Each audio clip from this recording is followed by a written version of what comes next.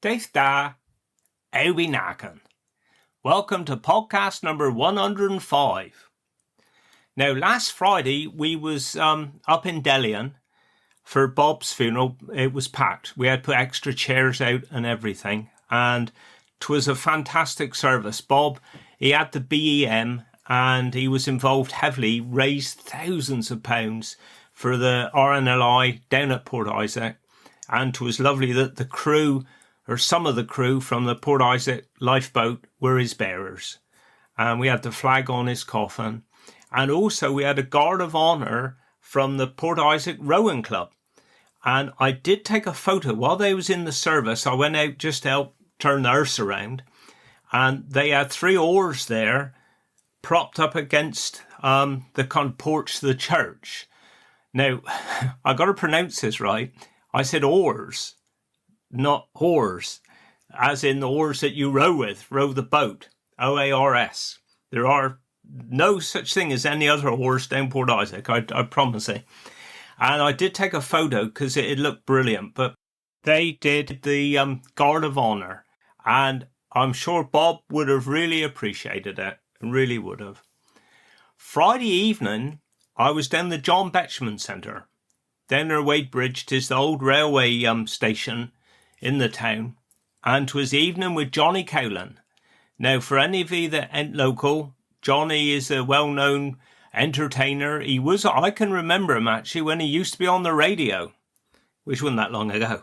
But he's a proper chap from out St Mirren way, and does a bit of comedy, bit of singing. And they was raising funds for the centre down there for Concern Wadebridge, and raised over £1,000 that night for the charity, which was proper. So I walked down. I didn't know quite who I was going to sit with. And then as I arrived, up turned a car, and 'twas Sarah Bennett and Sharon Brown. And then they was waiting for Jenny Chapman, and then the 3 of them went in. I said, I'll sit with you gang. Well, anyway, we went in and seen Emma, the manager. So I said, I'll sit on their table. She said, no, you can't do that. You got allocated tables. So I said, oh, all right, okay. So she said, I don't know if you know her or no, but you're sitting with Pat Carlin and her daughter Rachel. I said, no, I said, Pat's me cousin. So that was proper, that was. So I spent the evening with Pat and Rachel. And then the row right behind us was that rabble, the 3 that I spoke about earlier, Sarah, Sharon and Jenny, and they sat right behind us. But I must admit, they did behave themselves. And we had a brilliant evening. Johnny did pick on me a little bit, but it was brilliant fun. He's very, very good. If you ever get a chance to see Johnny, you want to go and see him. Saturday afternoon, 'twas the Gorseth Kerno up Callington, and I was intending to go, but I got injured in the morning, and I didn't make it. It would have been a hangover rush, and I don't think I would have made it in time then. So I did miss that. And then also on Sunday, it should have been the Martin Jennings charity ride on the motorbikes. But the weather we've had, they had to cancel that, or not cancel it, postpone it. So we are open that it's going to be on this Sunday. So fingers crossed, we'll see what they decide. They look at the forecast. I think 'tis Friday dinner time. I'm recording this Thursday evening. I'm right on this week. And then David there will decide whether we're on or no. Monday, amongst Monday's funerals, we had dear Rosemary, somebody I've known her all my life. And that was a lovely attendance there. And then in the afternoon, we was at Nanstallen Village Hall. Now, you might remember a while ago, I went to the opening of that. And that is the old Nanstallen Methodist Church. And this was for John's funeral, non-religious. So they thought, we're supposed to have it. We'll have it at Village Hall. So it was really strange, really, because we've done so many funerals in Nanstallen Methodist Church before. And then just a few months after it closed, we were doing another funeral in there. And this was for John. Dear George took it. He did a proper job. He really did. George Kessel. I expect a lot of you know him. I did say we will get him on here in the near future because I'm sure he could tell us a few good stories. So we had the service in the village hall. We then walked up to the cemetery, and at the graveside, at the end, George there had some bottles of wine and sherry, and he got the glasses out, and everybody had a toast to John. And then they could go over, and then if they wanted to, they could just tip a little bit in on the coffin for John, which was lovely. And I said to George afterwards, I said, "God, this is really nice." I said, "Well, I did think that until I looked down at me webbing, and the webs that we used to lower the coffin in the grave was all stained with red wine." And he looked at me with a twinkle in his eye, George did, and he grinned and he said, "I'll bet you put that in your podcast." And so I have. But that was brilliant. It did remind me, actually, once before, we did conduct a funeral many years ago of a chap who loved his red wine. He really did. And they did the same thing. At the graveside, they all had a little drink of red wine and then tipped a bit in the grave down on the coffin. And the same thing happened then. Our lowering webs was stained with red wine, so we had to get home and get them in the washing machine. But the other thing I remember from that funeral was that one of the things they wanted, which we did manage to do, was on the orders of service on the back, was to recreate the kind of a red wine stain. So if it had kind of been spilt a bit over the edge of the glass, so you had the ring, if you know what I mean. I'm doing it here on my bit of paper so you can see. So you had a red ring, it looked like spilt red wine, and that was printed on the back of the order of service. And that was brilliant. That was absolutely brilliant. I think if I'm right, actually, that funeral as well, I think that chap used to listen to Radio 4 shipping forecast every morning. And I'm sure that we had that played during the service. I can't remember. It might have been as we went into church. I think it was. It's a few years ago now. But funny how these things stick in your mind. And then on Tuesday, as you may well have seen on our website and our Facebook page, RJ Bray, we had the terribly sad double funeral of Terry and Fran. And they're a couple that I've got to know quite well over the years through conducting family funerals and seeing them at other funerals. Lovely couple. And you may have seen the announcement. We had Fran's funeral all arranged. And Terry was poorly. And then just a few days before the funeral was meant to be for Fran, I think it was about 3 days, something like that, Terry passed away. So it was decided that we'd postpone Fran's funeral and then we'd have a double funeral for the both of them at St. Column Church. And that was on Tuesday.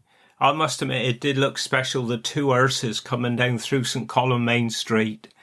And again, the church was heaving. There's people stood everywhere. All the chairs was out. And again, we had another guard of honour where we had the oars of Port Isaac. We had the guns and the fishing rods that were friends of both Terry and Fran. They formed a guard of honour as we went in and out of church. But yeah, that was a very sad day to see those two coffins, going into church together. Right, well, now we'll go over to part 2 of Bob's interview. And part 1 last week went down proper. We was in church and it was lovely. People were coming in and they messaged me and they said, "Oh, it's lovely the memories he brought back from like Richards and Osborne and, all different things." So I'm sure you'll like part 2. And then I'll speak to you directly just to round it off and do me Cornish little bits like I normally do. So we're now over to Bob. Here it is. So what age did he retire then? 65. Yeah. 64. Well, it was very short work then. They bought me lorry back off me. Sold it to somebody up in Somerset. They, at the time, the world's largest concrete company. They had 16 trawlers bringing in aggregates off from the French coast just for London area alone. Get away. Devonport used to bring aggregates in that dredged from the sea. Yeah. It was a heck of a... Big, yeah. One day, I went in at St. Column and the bloke said, "Well, I've got to ring up for some cement now." I said, "London, Turners of London." Right. I said, oh, we don't. He said, you do. Everybody got to go through Turner's. So when they were next morning, I said, why don't we have to? Oh, because we own Turner's. But Thorpe Park, have you ever heard of that? Yes, I have, yeah. But they own that. But they did at the time. Yeah. But since then, there's nothing said about it. The company got split up. But you don't see any orange lorries on the road today. No. Ours are all orange and black. But they've sold off unless somebody made a lot of money out of it. Was there many shops then in St Morgan? No, it's only really one shop, Hawkey's. Right. And the post office, but now what was the post office then is post office and shop today. So where would you go, St Colin then for main shopping and stuff? Or? Yes, but see in the days you didn't go shopping. We used to have the grocer from in there, it was Lob Brothers. Right. And they'd take an order this week, and next week you had it, they had what you wanted. And they were good because if you had any blackcurrants or anything over and you put them in these little pallets, they'd sell them for you and give you a good price for them. Yeah. But you can't, nobody does that today. No. You had one policeman based in St Morgan, they rode a bike in their days. They'd seen him go up and down every few days. I don't expect there was much trouble back then, was there? Not really, no. No. Only perhaps if sailors come in and get drunk. Near where the Liberator crashed, they widened the road up there. There was a tree, an ash tree that came right over, and they cut it off back level of the hedge. Yeah. And well out the way. And one night, 3 sailors from St Mirren stole a little 1500 weight canvas of the truck, and they give a couple of wafts a lift where they were going. I don't know, back Snevel perhaps. Yeah. And they took the wrong road, and he came down there, and he went into the hedge, but he wouldn't have heard anything. But this oak tree was right in the way, and that took the wafts out the back. Oh. That killed them. Oh dear. St Morgan is a small village, but you got the Catholic church, the Lanherne, you've got the church and the Methodist chapel, isn't it? Yes. Like, all in such a little village. Yeah. So where did you have to go? Was it Church of England? Just once on a Sunday? Yeah. Oh, that isn't too bad. Bad enough. Doesn't say he good enough. No. Of course, I suppose your father would have worked with horses and all that, wouldn't it? Yeah. And then St Colin Market? Yes, we took cattle in there when I worked up the farm up Tremain when I left school. Yeah. When I one day took the bull in there, me and another bloke, we had a neck rope in his ring in his nose. Yeah. We took him in, walked in the market, and we tied him to a ring in the wall, and he started flipping around, and then he broke both those ropes. Did he? But it didn't pull the ring out his nose. We had to go in and rescue him with this short bit of rope hanging in front. Yeah. I expect that was a thriving place back then. It was, wasn't it? yeah. Yes, all the oil farmers all met up in there, like, you know. Yeah. Yeah, I know Weybridge, like, the market bit would be in the morning, but they'd still be in town, like, early afternoon. Meeting up, and of course a lot of that's gone now, isn't it? Yeah, we've took pigs in the market in the slaughterhouse in Weybridge. Somebody gave me a couple of young ones, what they call the nestle birds. And I reared them on, lovely pigs. Took them in there on a Sunday. They said they'd kill them Monday and pick them up on a Tuesday. Right. So went in and I thought, I'll leave one there, they can buy one off me. Yeah. Well, that'd be right, but they wouldn't pay because they're too big. They wouldn't pay enough for what they've had. So I brought both home. Oh. I wasn't able to keep any pigs to go market after that. Oh. When the bloke come out, he said to the get Mr. Tremain's pigs on the rail. And there's all these pigs lined up. He said, which ones is it? He said, the 2 biggest on the rail. It is the same today, I think. They got to be a certain size, more or less, aren't they? Yes. They don't look big and, you've got flavour. My mother and all her brothers and sisters are all born in Penrose. One of her sisters, Andy Kate, they were down playing around a mill pond, and she fell in. Right. And she had this bunch of flowers she was picking when she fell in. And Mother said, I remember going in and shouting, what it calls, holding a millpool. And Mother said, oh gosh. And they got somebody there and they got her out. She was all right. Yeah. But she lived to be nearly 102. Kate Lobb, she was on the radio not all that, well, several years ago now. Was your father's family, were they a big family then, the Tremains? Not that big. It was they didn't mix very much really. There was my father and two sisters. Right. Well, my father and one sister was always friendly, but the other one married and went off with Jehovah's Witness or someone. Ah, right, yeah. Because there's a few Tremains around, isn't there? Yeah, a lot. Very, very distant relation, a lot of them. Yeah. We went down the RAF one Christmas, we was invited to a dinner. Right.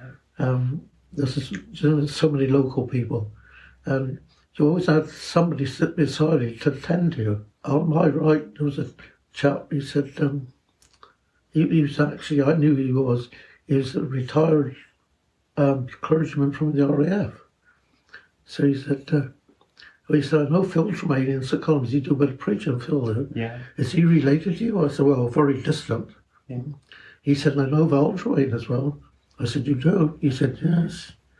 So I said, I married her. I wish I said, what a big a bitch she is. He wouldn't have agreed on it. So. Oh, I love it. Now, going back to army days, it was a bit of a nuisance, but it was fun in a lot of ways, you know. Yeah. You went out with your lorry and went on these manoeuvres and you slept in the back. Right. Well, we was all in a row and a corporal was there, or sergeant in the end, and we had to sleep in the back of your lorry. And one bloke was talking a lot, Cockney he was, the old sergeant shut up, Tremain, shut your mouth, go quiet, go sleep. And the answer was, bollocks. So he said again, he said, look, you said again, he said, I'll put you on a charge in the morning. Bollocks. Oh, no. Then he realised it. But little things like that, you gotta laugh. Definitely. Yeah, I expect it was an experience. It was, yeah. Wasn't it? And Germany was a very pretty countryside, beautiful. I wouldn't say pretty when we went there. It was, we went to Essen, and that was bombed to hell. Yeah. All the rubble had been cleaned up, but the main part of the town was flattened. Right. And we was told not to go out on our own. We could get beaten up. But we was in old German barracks. But oh gosh, weren't they superior to anything we built? Yeah, were they? Oh God, 3 stories and the attic. You could hold lectures in the attic and that, massive. But then we moved up then to a place called Hereford. There was us on the Royal Engineers, each side of the road, in a wooded area. And this was new barracks they were built, and then somebody had to sleep there to watch supplies that get pinched, like, you know. Yeah. And that was a doddle, really. It was good. Then when they finished them with single-storey buildings, only about 30 in a block. Right. And you had some characters in there. So what year would that have been then? 1952, 53. Yeah. The war was still fresh in their minds, really, then. Oh, yeah. Yeah. But we got on with the German people really well. I mean, if you wanted to buy like a camera or anything, well, we all done it. You didn't buy in marks, you bought in cigarettes. If you bought cigarettes in the NAFI, you could treble your money selling them on to them. But if you bought them through the army, you had to buy a mark at 12. You had 12 marks for £1 at that time. Yeah. But if we went up in NAFI with our tickets it was allowed 200 a week, you could get them for just over £1. A lot of blokes, you had to have a ticket to get them from NAFI over your rations. So a lot of blokes didn't smoke, but they drank. And they would say, see old Tremain, he'll give you a bob for your ticket. And I used to buy their tickets off them, go up in NAFI. Then when we go out down the town, you give them enough to pay for half of what you were to have, and then you could take the goods away. Yeah. They trusted you, you know. Yeah. That wasn't really hard being national servicemen. And that was Army, was it? Yeah, Royal Army Service Corps. Yeah. On the other side of the road was the Royal Signals. But they used to tell us we want to be able to run fast because the sergeant said, if the Russians come in that front gate, you'll be running at the very back. But there are motorways and that then, you know, you could stand on a bridge and look for miles through forest and all the great cuttings they done. Yeah. We used to cross the Rhine, they had a Bailey Bridge, and you couldn't see the other side. You drove out, and there's even traffic lights. Oh, this is a bridge put up temporarily to cross the Rhine. Yeah.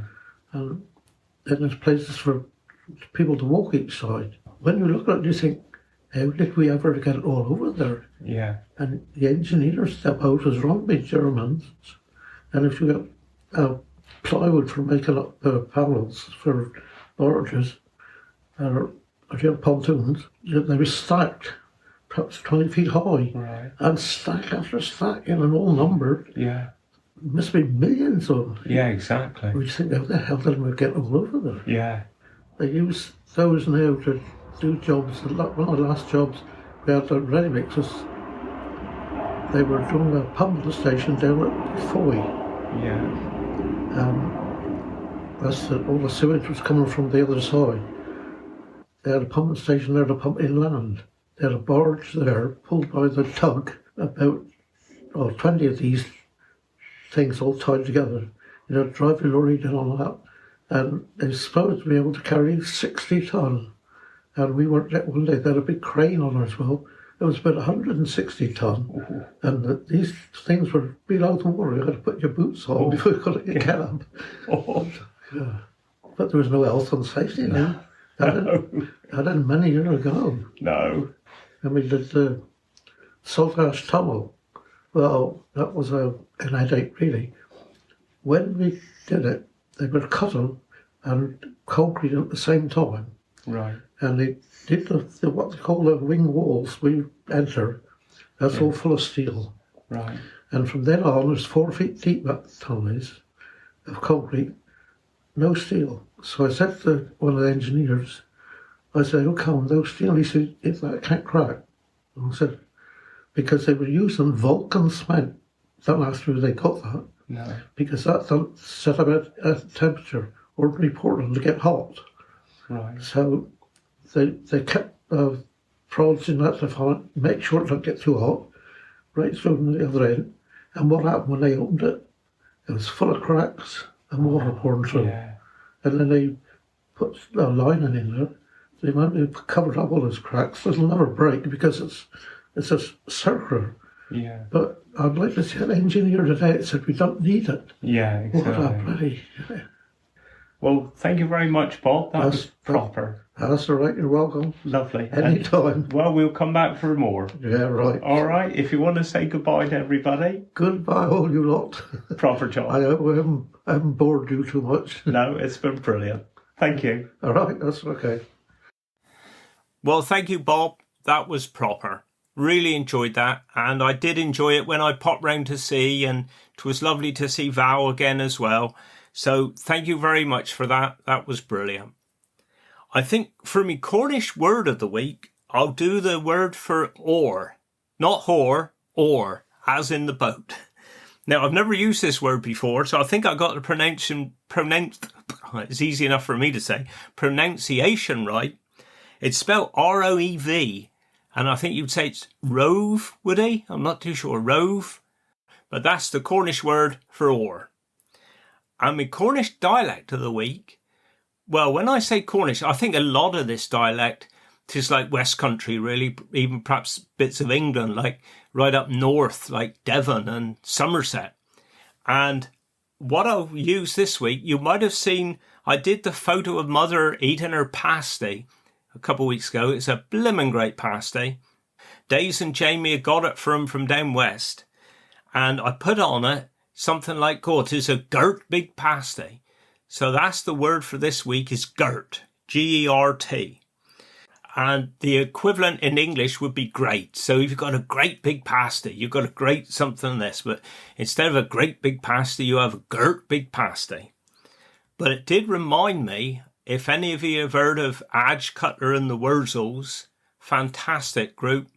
They're still going now, the Wurzels. There's only Tommy Banner. He was in it back when Adge was the lead singer. Adge was the main one, really. And Tommy Banner used to play the accordion. And then Pete Budd joined. And tragically, Adge Cutler was killed in a car crash. I think it was after a gig one night. And they did fantastic songs. And they did a song, and some of the lyrics there was, if somebody had a great big head, I think it said something like, "You'll never get a girt big head like thine in a tiny little hat like this." And then he said a bit further on about the rain falling, and he said, "You get girt big drops of rain fall down right on top your head." So that did remind me of that. I think I must do a bit more on the Wurzels, actually. I say they ain't Cornish, they're English, but they're brilliant. Absolutely brilliant. Right, well, I'll leave you now, and I'm going to crack on.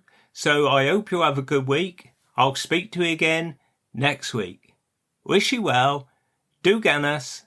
Curn over Svicken.